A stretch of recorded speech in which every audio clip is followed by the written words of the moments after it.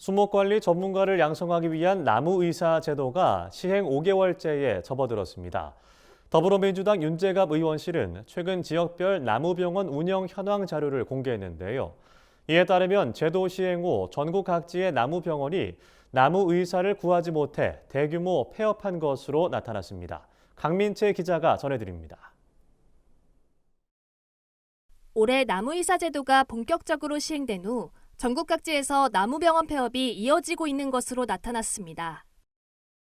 윤재갑 더불어민주당 의원은 최근 나무의사 제도 시행에 따른 나무병원 운영 현황을 파악한 결과를 공개했습니다. 윤 의원이 산림청에서 제출받은 자료에 따르면 수목 전문가를 양성하기 위한 나무의사 제도 도입이 나무병원의 폐업을 촉진한 것으로 나타났습니다.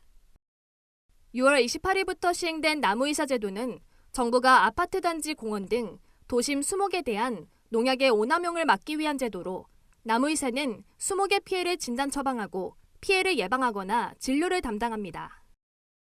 나무의사의 자격은 나무의사 관련 학과 졸업 후 자격증을 취득한 실무 종사자가 산림청이 지정한 양성교육기관에서 150시간 이상의 교육 이수 후 시험에 합격하면 부여됩니다. 하지만 산림청이 지정한 나무의사 양성기관은 3일 기준 전국 13곳에 불과한 것으로 확인됐습니다. 이에 모집 인원보다 많은 지원자가 몰리면서 양성기관의 부족 문제가 꾸준히 제기되고 있습니다. 교육기관이 없는 지역 내 지원자는 다른 지역으로 이동해 교육을 수료해야 하는 상황입니다.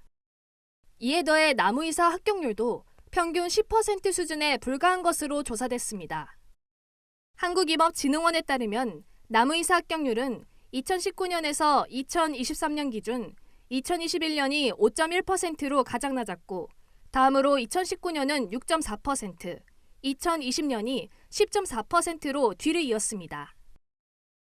이에 따라 나무의사 제도 시행 이후 전국 나무병원들이 나무의사를 구인하지 못해 영업정지를 받거나 잦은 폐업을 하고 있는 것으로 나타났습니다. 산림청에 따르면 제도 시행 전인 5월에 비해 8월에는 울산, 강원 등을 포함한 8곳이 나무의사 정원 미달로 영업정지 처분을 받았고 나무병원 1,447곳 가운데 709곳은 잦은 폐업한 것으로 확인됐습니다. 광역시도별 나무병원 폐업 수는 같은 기간 경기도가 183곳으로 가장 많았고 인천은 78곳, 충남이 64곳으로 뒤를 이었습니다. 이에 따라 나무병원 수가 나무의사 제도 시행 전 수준으로 회복하려면 현재보다 나무의사가 최소 1,000명 이상 필요할 것으로 추산됩니다. 나무의사 부족 현상이 지속될 경우 병해충 진단, 수목 피해 치료 등 수목 관리 문제가 발생할 것이란 우려가 나옵니다. 기존에는 이제 제도 시행 유예기간 끝나기 전에는 1,400개 정도가 하고 있었는데 그게 이제 한 6월 24일부로 반토막이 나가지고 그래서 할 수 있는 인력이 반으로 줄어들어서 그 일들을 많이 못하는 거죠.